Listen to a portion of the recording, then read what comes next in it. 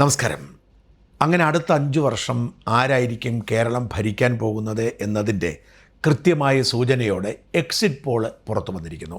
ഈ exit poll ഫലങ്ങൾ വിലയിരുത്തുമ്പോൾ പിണറായിയുടെ ദുർഭരണം അവസാനിക്കണമെന്ന് ആഗ്രഹിച്ച സകലരും സന്തുഷ്ടരാണ്. കാരണം ഒരൊറ്റ എക്സിറ്റ് പോളിൽ പോലും LDFിൻ്റെ തുടർഭരണം പ്രവചിക്കുന്നില്ല. എക്സിറ്റ് പോളുകൾ കുറ്റമറ്റതാണെന്ന് വിശ്വസിക്കുന്ന ആളല്ല ഞാൻ. എക്സിറ്റ് പോളുകൾ തെറ്റാറുണ്ട്.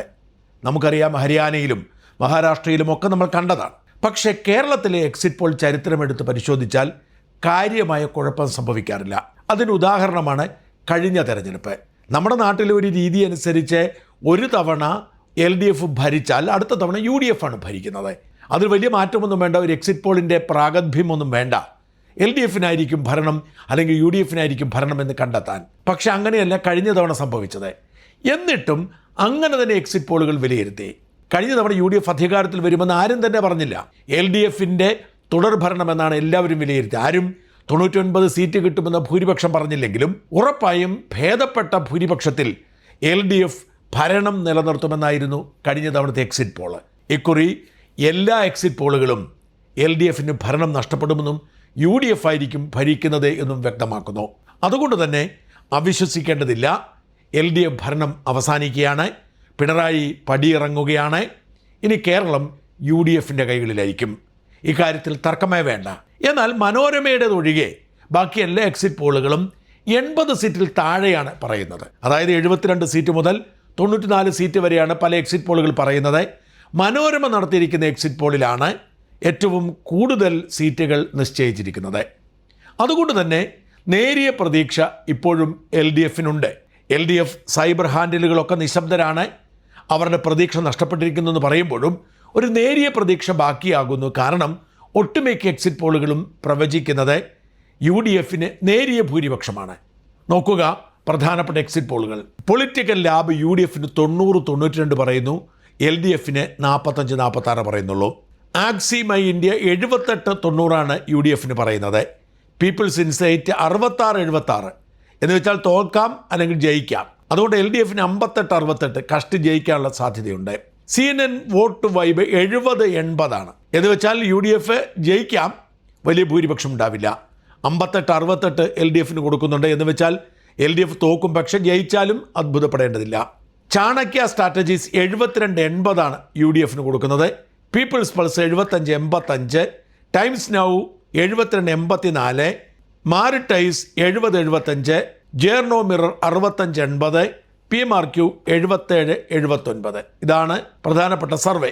മലയാള മനോരമ 82-94 കൊടുത്തിരിക്കുന്നത്. LDFന് 44-56, BJPക്ക് 1-3 മനോരമ കൊടുത്തിരിക്കുന്നത്. മറ്റ് എല്ലാവരും തന്നെ BJPക്ക് മിനിമം സീറ്റ് കൊടുത്തിട്ടുണ്ട്. 0 മുതൽ 5 വരെ, 10 മുതൽ 14 വരെ, 1 മുതൽ 3 വരെ, 0 മുതൽ 4 വരെ, 0 മുതൽ 4 വരെ, 1 മുതൽ 4 വരെ, 0 മുതൽ 3 വരെ, 0 മുതൽ 3 വരെ, 3 മുതൽ 5 വരെ, 3 മുതൽ 7 വരെ. ഇതാണ് BJPക്ക്. അതായത് BJPക്ക് കുറഞ്ഞത് 3 സീറ്റ് എല്ലാവരും കൊടുത്തിട്ടുണ്ട്. 0 കിട്ടുമെന്ന് പറയുന്നുണ്ട്. ഏറ്റവും വിചിത്രമായത് പീപ്പിൾ ഇൻസൈറ്റാണ് 10 മുതൽ 14 വരെ കൊടുക്കും എന്ന് പറഞ്ഞിട്ടുണ്ട്. മനോരമ പറയുന്നത് LDFന് 7% വോട്ട് കുറഞ്ഞെന്നും UDFന് 3% കൂടിയെന്നുമാണ്. അങ്ങനെ 5% വ്യത്യാസം LDFും UDFും തമ്മിലുണ്ട്. BJPക്ക് കഴിഞ്ഞ തവണത്തതിനേക്കാൾ 3% കൂടി 14% 1 മുതൽ 3 വരെ സീറ്റ് കിട്ടുമെന്ന് പറയുന്നു. വടക്കൻ കേരളത്തിൽ ആകെയുള്ള 48-ൽ 33 മുതൽ 37 വരെ UDFനായിരിക്കും എന്ന് മനോരമ പറയുന്നു. മധ്യ കേരളത്തിൽ ആകെയുള്ള 50 മുതൽ 31 മുതൽ 35 വരെ. ഈ മധ്യ കേരളത്തിലും വടക്കൻ കേരളത്തിലുമാണ് UDFിൻ്റെ മുന്നേറ്റം. അതേസമയം തെക്കൻ കേരളത്തിൽ ആകെയുള്ള 39-ൽ 18 മുതൽ 22 വരെ UDFന് പറയുന്നുള്ളൂ. LDFന് 15 മുതൽ 19 വരെ. ഏതാണ്ട് തുല്യമെന്ന് വേണേൽ പറയാം. തെക്കൻ കേരളത്തിലാണ് BJPയുടെ 1 മുതൽ 3 വരെയുള്ള സീറ്റുകൾ. എന്ന് വെച്ചാൽ തിരുവനന്തപുരം ജില്ലയിലാണ് BJPക്ക് മനോരമ സാധ്യത കൽപ്പിക്കുന്നത്. മനോരമ BJPക്ക് കിട്ടാൻ സാധ്യത പറയുന്നത് നേമവും കഴക്കൂട്ടവും വട്ടിയൂർക്കാവുമാണ്. വട്ടിയൂർക്കാവിൽ ശക്തമായ ത്രികോണ മത്സരമെന്നാണ് മനോരമയുടെ സർവേ. യഥാർത്ഥത്തിൽ അങ്ങനെയല്ല. വട്ടിയൂർക്കാവിൽ ശ്രീലേഖ 3ാമത് തന്നെയാണ്. അവിടെ K മുരളീധരനും പ്രശാന്തും തമ്മിൽ, LDF UDF തമ്മിലാണ് പ്രധാന മത്സരം. എന്നാൽ കഴക്കൂട്ടത്ത് അങ്ങനെയല്ല. കഴക്കൂട്ടത്ത് ത്രികോണ മത്സരം തന്നെയാണ്. നേമത്ത് ത്രികോണ മത്സരം തന്നെയാണ്. രണ്ടിടത്തും BJPക്കാണ് മുൻതൂക്കം. മനോരമയുടെ സർവേയിൽ വളരെ വിചിത്രമായ പല കണ്ടെത്തലുകളുമുണ്ട്. ഉദാഹരണത്തിന് ആറന്മുള, അത് വലിയ ശക്തമായ മത്സരമാണ്. നേരിയ മുൻതൂക്കം LDFനാണെന്ന് പറയുന്നു. അതൊന്നും യാഥാർത്ഥ്യത്തോട് നിരക്കുന്നതല്ല എന്നതാണ് വാസ്തവം. അതുപോലെ തന്നെ പത്തനാപുരത്തും കൊട്ടാരക്കരയിലും LDFനാണ് മുന്നേറ്റമെന്നാണ് മനോരമ പറയുന്നത്. കൊട്ടാരക്കരയിലും പത്തനാപുരത്തും കടുത്ത മത്സരമാണ് എന്നത് സത്യമാണെങ്കിലും അവിടെ UDFന്റെ വിജയസാധ്യതയെ തള്ളിക്കളയാൻ പറ്റില്ല. ആറന്മുളയിൽ ഒരു സംശയവും വേണ്ട, വലിയ ഭൂരിപക്ഷത്തിൽ അബിൻ വർക്ക് ജയിക്കും. വീണ ജോർജ് ബഹുദൂരം പിന്നിലാണ്. പാലായിൽ മനോരമ പറയുന്നത് ജോസ് കെ മാണിയേക്കാൾ മുമ്പിൽ മാണി സി കാപ്പനാണെന്നാണ്. ആരും പറയാത്തത് ഷോൺ ജോർജിൻ്റെ പ്രകടനമാണ്. യഥാർത്ഥത്തിൽ കേരളത്തിൽ ഏറ്റവും അധികം ത്രികോണ മത്സരം നടക്കുന്ന ഒരു മണ്ഡലം പാലായാണ്. പാലായിൽ 3 സ്ഥാനാർത്ഥികളും തുല്യമാണ് എന്നതാണ് വാസ്തവം. എന്തായാലും ഒരു കാര്യത്തിൽ സന്തോഷമുണ്ട്. തെരഞ്ഞെടുപ്പ് തീയതി വരെ, തെരഞ്ഞെടുപ്പ് പൂർത്തിയാകുന്നത് വരെ കേരളത്തിലെ ചാനലുകളും പത്രങ്ങളും സോഷ്യൽ മീഡിയയും ഒക്കെ ഇടതുമുന്നണിയുടെ വിജയം ഉറപ്പാണെന്ന് പറഞ്ഞിരുന്നു. തെരഞ്ഞെടുപ്പ് കഴിഞ്ഞതോടെ അവരൊക്കെ പതിയെ പതിയെ പിന്നോട്ട് മാറുന്ന കാഴ്ച കണ്ടു.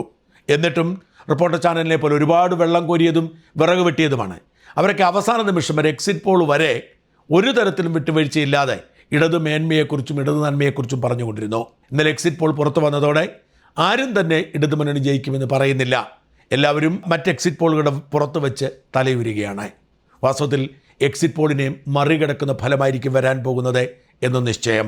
എക്സിറ്റ് പോൾ പലപ്പോഴും എത്രമാത്രം വാസ്തവമാണ് എന്ന സംശയം എനിക്കുണ്ട്. കാരണം എക്സിറ്റ് പോൾ ശരിയാകണമെന്നുണ്ടെങ്കിൽ പോളിംഗ് കഴിയുമ്പോൾ ബൂത്തുകളിൽ നിന്നും സാമ്പിൾ ശേഖരിക്കണം. അത്തരമൊരു സാമ്പിൾ ശേഖരണം നമ്മളാരും കണ്ടിട്ടില്ല. മാത്രമല്ല CPMനുള്ളിലെ ഭിന്നത, പാർട്ടി ജയിക്കണമെങ്കിൽ പിണറായി തോൽക്കണം എന്ന വിചാരം, അത് ആർക്കും ഒപ്പിയെടുക്കാൻ കഴിയില്ല. അത് ആഭ്യന്തരമായ കാര്യമാണ്. അതുകൊണ്ട് തന്നെ എക്സിറ്റ് പോൾ അത്ര കൃത്യമാവണമെന്നില്ല. അതുകൊണ്ടാണ് എൻ്റെ നിലപാട് എക്സിറ്റ് പോളിനെ മറികടക്കുന്ന തരത്തിൽ പ്രകടനമായിരിക്കും. ഞങ്ങളുടെ സർവേ പറഞ്ഞത് 81 സീറ്റാണ് UDFന്. എന്നാൽ ഇപ്പോഴത്തെ ഒരു ട്രെൻഡ് നോക്കുമ്പോൾ എക്സിറ്റ് പോളുകൾ വിലയിരുത്തുമ്പോൾ 90 സീറ്റ് കടക്കും എന്ന് തീർച്ചയാണ്. 90നും 100നും ഇടയിൽ UDF സീറ്റ് നേടിയാൽ അത്ഭുതപ്പെടേണ്ടതില്ല. UDF തരംഗം തന്നെയാണ് സംഭവിച്ചിരിക്കുന്നത്. പിണറായിയോടുള്ള കടുത്ത വിരോധം, എതിർപ്പ് ശക്തമാണ്. പ്രത്യേകിച്ച് വീട്ടിൽ പോയി ചോദിക്കേ എന്ന ഒരു ഡയലോഗോടെ പിണറായി അതുവരെ കെട്ടിപ്പടുത്ത എല്ലാ PR സാമ്രാജ്യവും താഴെ വീഴുകയായിരുന്നു. പിണറായി വിരുദ്ധ തെരഞ്ഞെടുപ്പാണിത്. മാത്രമല്ല മുസ്ലിം ക്രിസ്ത്യൻ ഏകീകരണം സംഭവിച്ചിട്ടുണ്ട്. പല എക്സിറ്റ് പോളുകളും അത് സൂചിപ്പിക്കുന്നുണ്ട്. പ്രത്യേകിച്ച് ആക്സിസ് മൈ ഇന്ത്യ പോള് അവർ കൃത്യമായി ജാതി തിരിച്ചു പറയും. UDF 44, LDF 39, NDA 14, അതേസ് 3 എന്ന് പറഞ്ഞിട്ട് അവർ പറയുന്ന ഒരു മാറ്റം, SC വോട്ടുകൾ 2% UDFന് കുറഞ്ഞു, LDFന് 9% കൂടി. ഈഴ വോട്ടുകൾ 8% UDFന് കുറഞ്ഞു, 1% LDFന് കൂടി. നായർ വോട്ടുകൾ 6% UDFന് കുറഞ്ഞു, LDFനും 6% കുറഞ്ഞു. ക്രിസ്ത്യൻ വോട്ടുകൾ 17% UDFന് കൂടി, 9% LDFന് കുറഞ്ഞു. മുസ്ലിം വോട്ടുകൾ 17% UDFന് കൂടി, 17% LDFന് കുറഞ്ഞു. മറ്റുള്ള ഹിന്ദു വോട്ടുകൾ UDFന് 6% കൂടി, LDFന് 8% കുറഞ്ഞു. അസമയം NDAയ്ക്ക് SC വോട്ടുകൾ 3% കുറഞ്ഞു, ഈഴ വോട്ടുകൾ 7% കൂടി, നായർ വോട്ടുകൾ 10% കൂടി, ക്രിസ്ത്യൻ വോട്ടുകൾ 2% കുറഞ്ഞു, മറ്റ് ഹിന്ദു വോട്ടുകൾ 5% കൂടി. ഇത്തരത്തിൽ ജാതി തിരിച്ചുള്ള കണക്കൊക്കെ പുറത്ത് വന്നിട്ടുണ്ട്. പക്ഷെ ഒരു കാര്യം വ്യക്തമായി പറയാം, എല്ലാ അർത്ഥത്തിലും വലിയ ധ്രുവീകരണം സംഭവിച്ചിട്ടുണ്ട്. പിണറായിയുടെ ഭരണം അവസാനിക്കുകയാണ്. പിണറായിക്ക് തുടർ ഭരണമില്ല. ഒട്ടുമിക്ക മന്ത്രിമാരും തോറ്റുപോകും, പ്രത്യേകിച്ച് CPMലെ. ഇനി ഒരിക്കൽ കൂടി പിണറായിക്ക് സെക്രട്ടേറിയറ്റിലേക്ക് കയറാനുള്ള ഭാഗ്യമുണ്ടാവാൻ ഇടയില്ല. കാരണം അദ്ദേഹം പ്രതിപക്ഷ നേതൃസ്ഥാനം ഏറ്റെടുക്കില്ല എന്നാണ് സൂചന. ആരായിരിക്കും പ്രതിപക്ഷം എന്നതിനെക്കുറിച്ച് റിപ്പോർട്ടർ ചാനൽ ഇനി ഉടൻ ചർച്ച നടത്തേണ്ടിയിരിക്കുന്നു. പക്ഷേ ആരൊക്കെ ജയിക്കുമെന്നറിഞ്ഞാൽ മാത്രമേ ആ ചർച്ചയ്ക്ക് സ്കോപ്പുള്ളൂ.